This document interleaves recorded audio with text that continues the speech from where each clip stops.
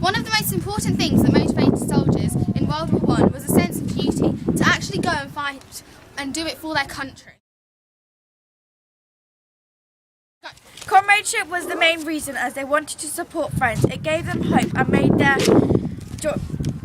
their time in the dim trenches as enjoyable as can be. Okay. In the Afghan War, you see, they don't volunteer. They are chosen to go and join the army, and they're paid. They're paid to fight, and they know what they can expect. Similarly, this contrasts with World War I, as back then they were paid very little, and when they, once again, due to comradeship, also they didn't know what to expect. After all the casualties came in, then they knew what the war really was like. They could be looked upon as more brave, as they already know what's coming. But being in the First World War, they didn't have a choice really. Whereas back then, rats in trench conditions wasn't that bad to them, as they had experienced it before. On the other hand, soldiers fighting in Afghan haven't experienced it yet. Comradeship links to peer pressure, as peer pressure is where your friends pressure you into it, but comradeship is where you don't want to be the only one left. Different times and attitudes. In those days and nowadays, friends are one of the most important things you have, as you didn't have a lot.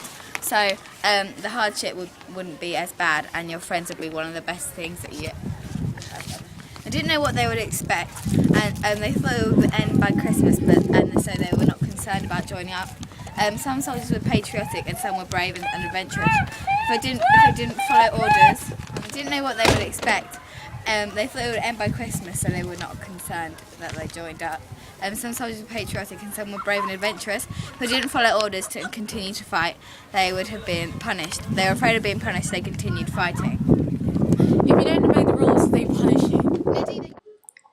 They carried on because they were scared of punishment. They didn't like war in general, but they didn't have a choice. You feel like you have a duty. Go. What was your experience, Sonal? In war, my experience, we were well cared for, and we do it to get our privileges. We do actually get our privileges. We get tobacco, tea and biscuits. My country needs me, so I go. Using the rotation system, we're not always in the front line, so it keeps us feeling more safe. As well as this,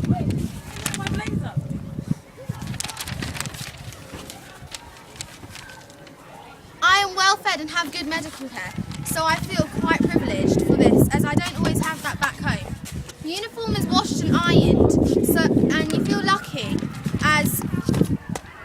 uniform is washed and ironed, and you feel lucky, but we have to work hard to earn our stars.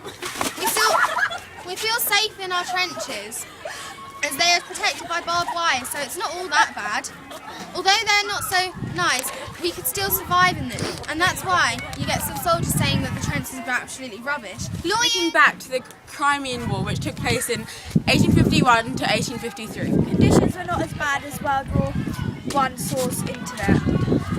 Soldiers didn't have waterproof clothing, so protection from the weather was not good. However, in World War I they had warmer clothing, so they would have been even more protected from the weather, which shows good looking after skills. Okay, they were given one ration, but World War I were given warm food, and although it was served in a bucket, it was still much better. And manpower was kind of reduced, but World War I always hasn't had enough men to fight. But that can be seen as a bad thing, as we saw in the Blackadder, how the men were represented as toy soldiers. Conditions in previous wars. So we conclude that looking at the Crimean War in comparison to World War I and the Afghan War, if you look to the future, if you also look at that on a timeline, the war conditions are improving. Therefore, at the time of World War I, the conditions would have been the very best of their ability to protect and provide soldiers with their essential needs.